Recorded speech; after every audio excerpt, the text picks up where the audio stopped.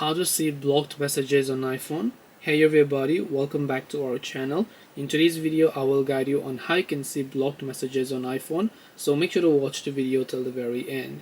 If you want to see blocked messages on iPhone, now let's just say that you have happened to block someone on the messages app. Do you want to see the messages that they have sent you while they were blocked? Well, unfortunately, if you open up the settings application, what you want to do is simply go to the messaging tab that you would be able to find over here. So just go to the messages tab and then tap on it, and once you're here you should be able to find an option called block contacts, and here you'll be able to see a list of contacts that you have blocked on iPhone.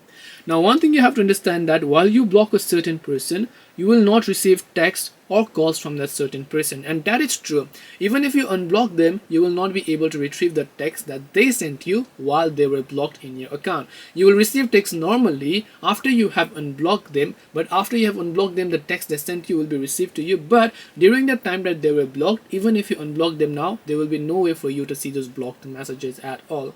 So hope this video helped you guys. If you have got any more questions, feel free to also leave them down below.